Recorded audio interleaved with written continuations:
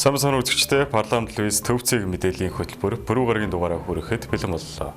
Хөтөлбөрийн эхэнд мэдээллийн хурангуйд анхаарлаа хандуулна. Улсын хурлын дэд даргаар Бат Эрдэнэийг сонгож ган хуйг шадар сайдаар томилогдов.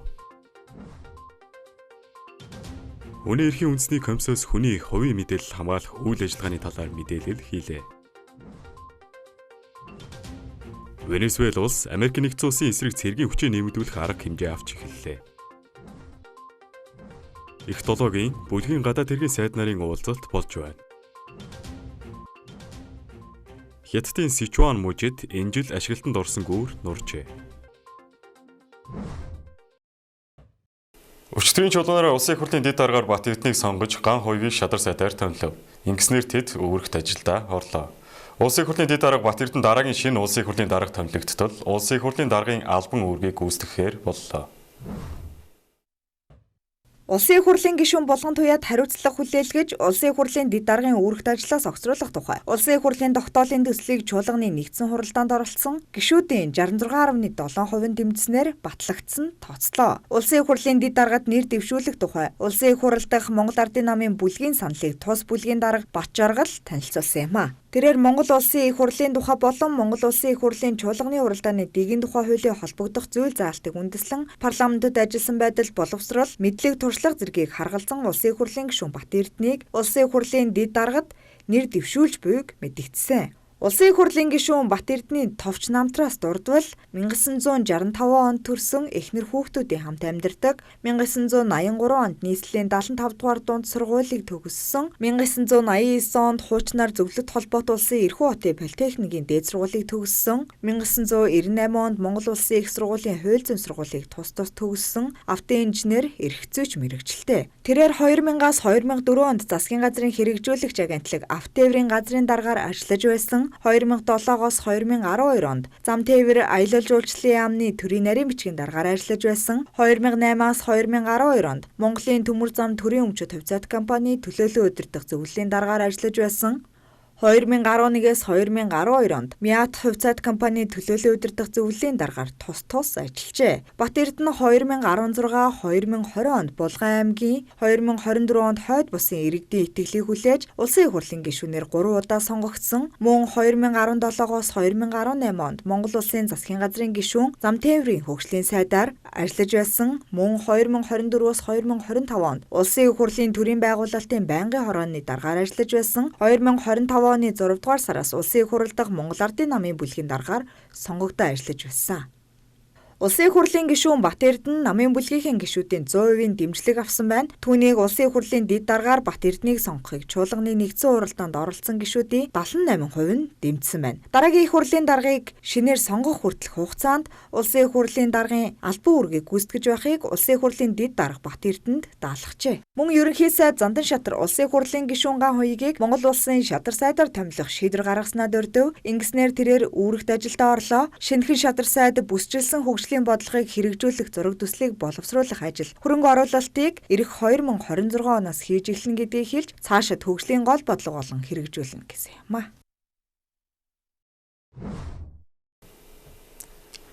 Монгол улсад цахим технологийн хөгжил эрчимчхийн хэрээр хүний хувийн мэдээллийн хамгаалалтын асуудал ноцтой түвшинд хүрч байгаа талаар Хүний эрхийн үндэсний комиссоос өнөөдөр мэдээлэл хийлээ.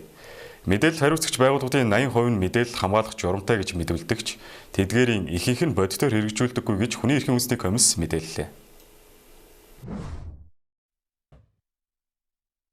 Хүний эрхийн үндэсний комиссийн гишүүн Наран Туяа болон хүний хувийн мэдээлэл хамгаалах хэлтсээс хүний хувийн мэдээлэл хамгаалах үйл ажиллагааны нөхцөл байдлын талаар хэвлэлийн багуурал хийлээ. Цахим технологийн эрүү үед хүний амьдрал бүхэлдээ цахим их сурвалжид бүртгэгдэх боломжтой ийм цаг үед бид амьдарч байна. Тиймээс мэдээлэл хариуцагчид хүний хувийн мэдээлэлтэй ажилладаг байгууллага хуулийн этгээдүүд хариуцлага ухамсарлах шаардлагатай байна гэж хэвлэлийн хурлын үеэр онцоллоо.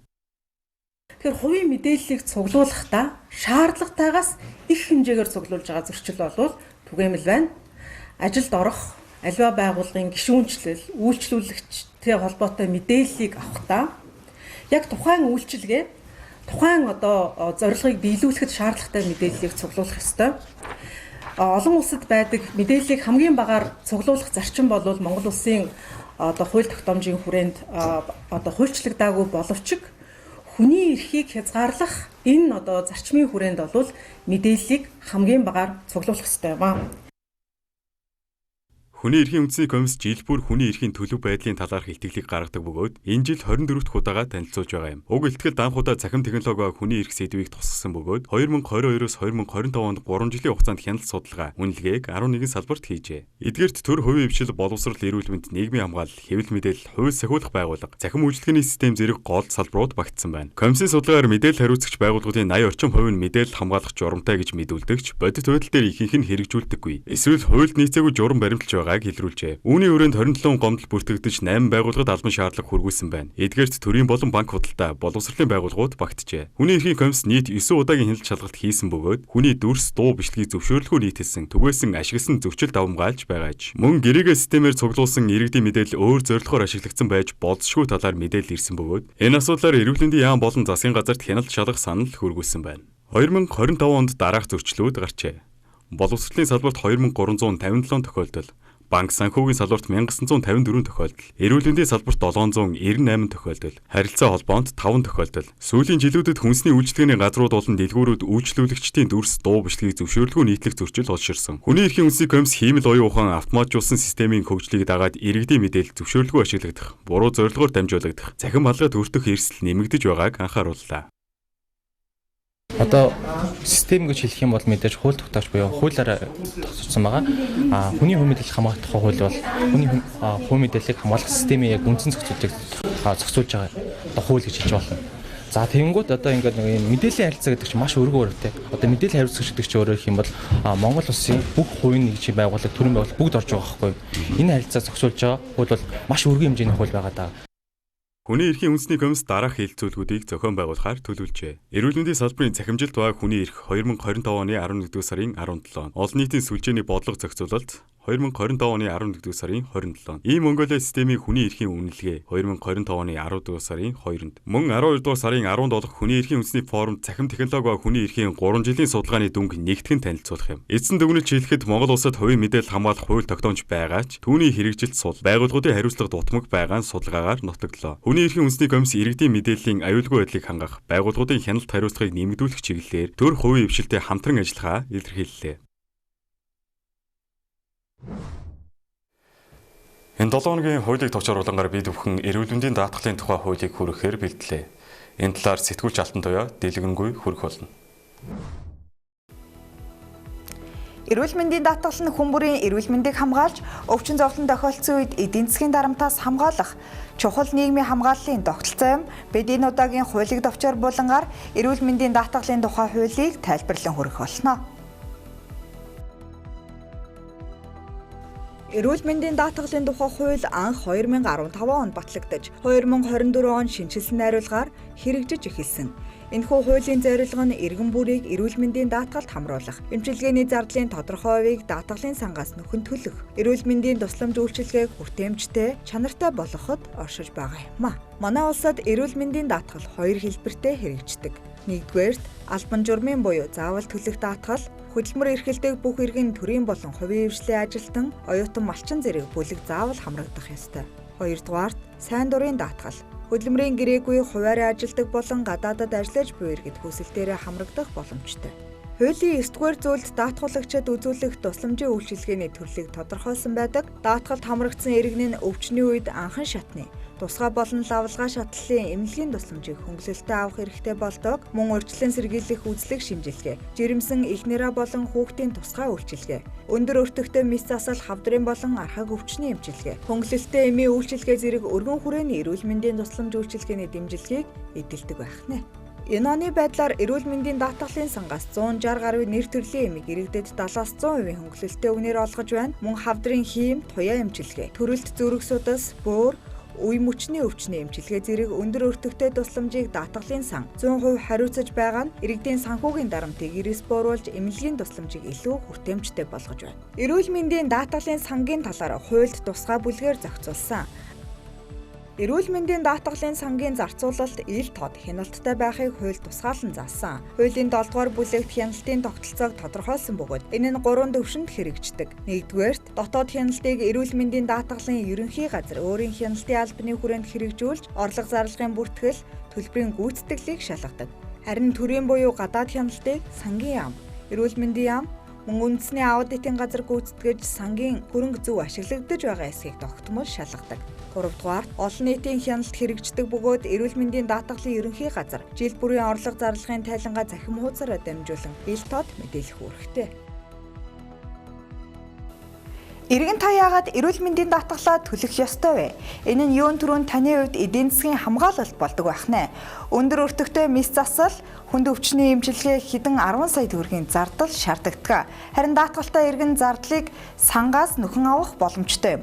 2-дугаарт эрүүл мэндийн даатгал нь таны эрүүл мэндийг хамгаалуулах тэгш эрхийг хангадаг. Өөрөөр хэлбэл даатгалд хамрагдсан иргэн орлогоос үл хамааран улсын аль шатны эмнэлэгт ижил үйлчилгээ авах нөхцөл бүрддэг. 3-дугаарт альва өвчлөлөөс урьдчилан сэргийлэх боломжийг олгодог. Иргэн та даатгалын хүрээнд үн төлбөргүй эсвэл хөнгөлөлттэй үзлэг шинжилгээ хийлгэж өвчнийг эрт илрүүлэх боломжтой. Мөн эрүүл мэндийн даатгал нь иргэн таны хариуцлагын илэрхийлэл юм. Иргэн шимтгэлээ төлснөөр зөвхөн өөрийнхөө бус, нийгмийн бусад гишүүдийн эрүүл мэндийн тусламжийн санхүүжилтэд хувь нэмэр оруулж байна гэсэн үг юм. Олон улсын хүнсний стандартчлалын байгууллага болох Codex Alimentarius Commission 48 дугаар чуулган Итали Ром хотод манай улсын санаачилгаар дэвшүүлсэн энгэний ариутгах сүнсний Codex стандартын саналыг хилэлцэж баталсан байна. Энэ нь манай улсын хувьд олон улсын хүнсний стандартыг боловсруулж батлуулах анхны түүхэн үйл явдал юм а. Хүнсгүдэ аж ахуйн хөнгөн үйлдвэрийн яам 1 жил гарын хугацаанд 2 бүх тэмээний сүүний найрлага, онцлогийг стандартад тусгах чиглэлээр нотлохонд тулгуурласан дата судалгааг боловсруулсан. Стандартын төслийг хамтран санаачлагч улсуудын төлөөлөлтөд хуваалцаж хамтран ажиллажээ. Codex Alimentarius Commission-с энгэний ариутгах сүнсний Codex стандартыг баталснаар Монгол улсын үндэсний онцлог бүтээгдэхүүн дэлхийн зах зээлд нэвтэрч, экспортыг нэмэгдүүлэх, малчтай амжиргаанд бодит хувь нэмэр оруулах чухал боломжийг нээж өгөх ач холбогдолтой юм а.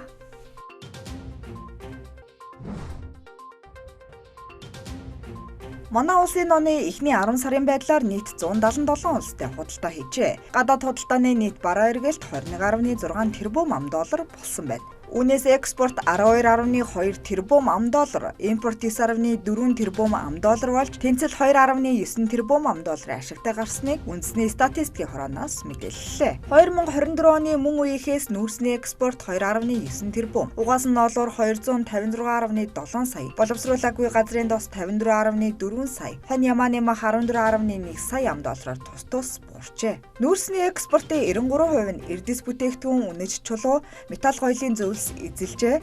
Харин импортын 70.9% нь эрдэс бүтээгдэхүүн, машин механик төхөөрөмж, цахилгаан хэрэгсэл, тээврийн хэрэгсэл, тэдгээрийн эд анги болон үндсэн төмөрлөг түүгээр хийсэн бүтээгдэхүүн байна. Алтны үн 2024 оны мөн үеийнхээс унц тутам $814.3 $, зэсийн хөдөр баяжмлын үн тонн тутам $479.5 нэмэгдсэн юм а. Бүгд найрамдах Хятад ард улсад экспортлсон барааны 40.7% нь нүүрс, 41.1% нь зэсийн хөдөр баяжмал байгаа юм.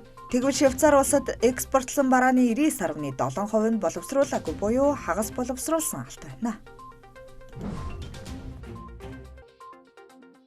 Онцгой байдлын газраас цаг агарын аюулт үзэгдэл, салхи шуурганы үед иргэд төөрөх, сургаггүй болохоос урьдчилан сэргийлэх эрен хайх ажиллагааг шуурхай зохион байгуулах зорилгоор улсын хэмжээнд иргэн бүрийн гар утсанд байршил тодорхойлох Water Rewards аппликейшнийг суулгах аяныг өрнүүлж нийт 21 аймгийн хэмжээнд 638,876 иргэний гар утсан суулгаж хэрэглээнд нэвтрүүлээд байна. Онцгой байдлын байгууллага аюул ослын дуудлагыг иргэдээс 3 угт хаяг буюу Water Rewards аппликейшнээр хүлээн авч байршлыг цаг алдалгүй тогтоож иргэлийн ажиллагааг шуурхай зохион байгуулж байна. Иргэд тус аппликейшнийг өөрийн гар утснаас хамааран App Store болон Play Store төхөөрөмжүүдээс үн төлбөргүй татаж ашиглах боломжтой юм а. 3 угт хаяг аппликейшн нь интернетгүй үед ч ажилладаг учраас алслагдсан байршил газруудад ч ашиглахад тохиромжтой.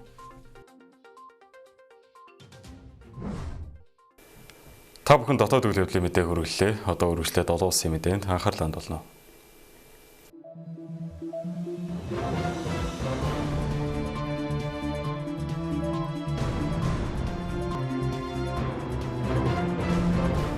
Арамдрын үзэгчтэй төвцөг мэдээллийн хөтөлбөр олон улсын мэдээгээр үргэлжилж байна. Венесуэл улсад ойртож ирээд байгаа Америк нэгдсэн улсын Жеральд Форд байлдааны хөлөг онгоцуулан бусад цэргийн хүчний идэвхжүүлэлт хариу арга хэмжээ авч үндэсний хэмжээнд томоохон хөдөлгөөн эхлүүлж байгаа Венесуэл улс зарлалаа. За тус улсын батлан хамгааллын сайд Владимир Падрино Лопес лав гарагт хийсэн мэдээлэлдээ Америк нэгдсэн улс манай улсыг тэнгис агаарын зам дагуу колоничлох аюул заналхийл учруулж байгаа учраас хуурай газар агаар усан цэргийн болон нөөц хүчний цэргийн сургуулийг эхлүүлж байгааг зарлалаа байна гэж.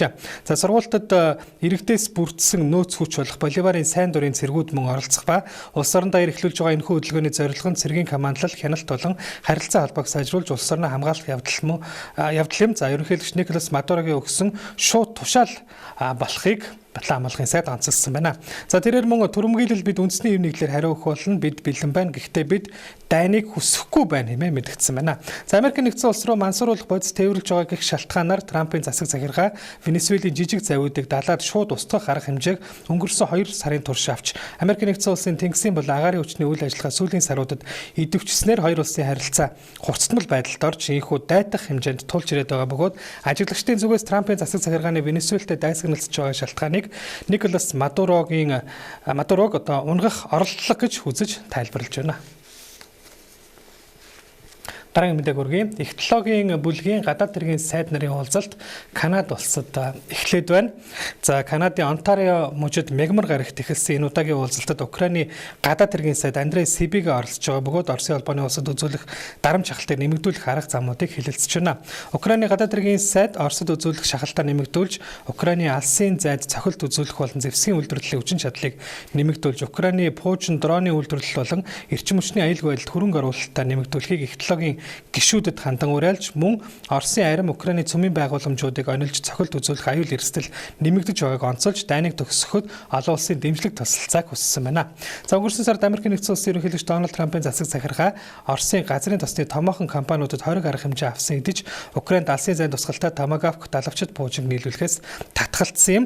За их технологийн гадаад хэргийн сайд нарын энэ удаагийн уулзалтын үеэр мөн газын зурвсын нөхцөл байдал, за газрын ховор элементийн доктортой нийлүүлэлт зэрэг эдийн засгийн аюулгүй байдалтай холбоотой асуудлуудыг хэлэлцэнэ.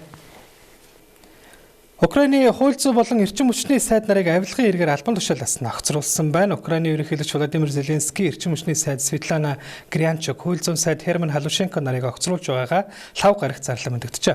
Оросын арим Украины эрчим хүчний дэд бүтцэд халдсны хариуд барьж байгаа бэхлэлтийн гэрээт гүйцэтгэгч нараас хууль зүйн сайд Херман Халушенко болон бусад сайд албан тушаалтнууд төлбөр авсан гэж буруутгагдаад байгаа бол Халушенко, Грянчук нар өөрсдөө хууль зөрчөөгүй гэж мэдэгдэж байна.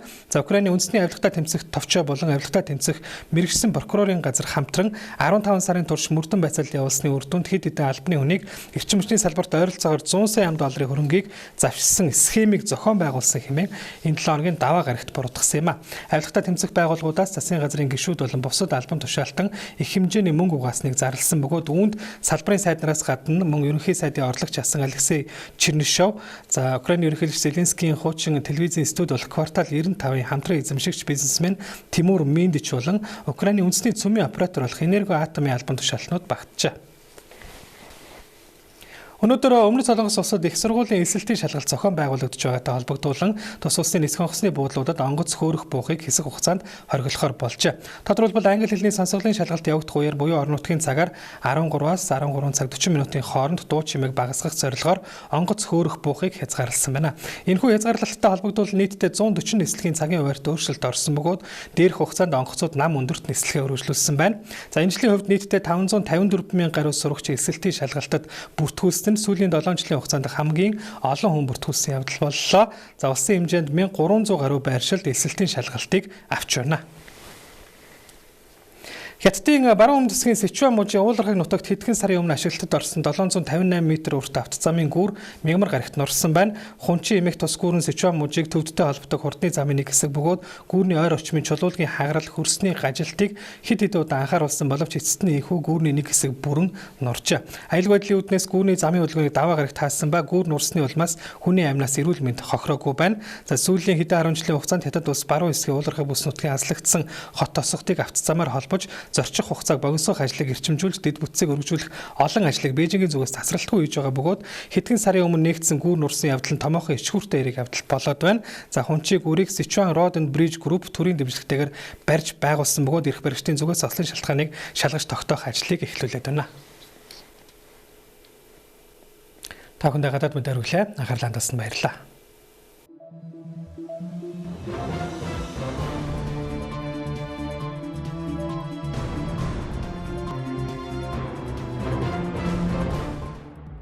Төвцөг мэдээллийн хөтөлбөрийн өнөөдрийн дугаар үгээр өндөрлөж байна. Анхаарлаа хандуулсанд баярлалаа. Баяр таа.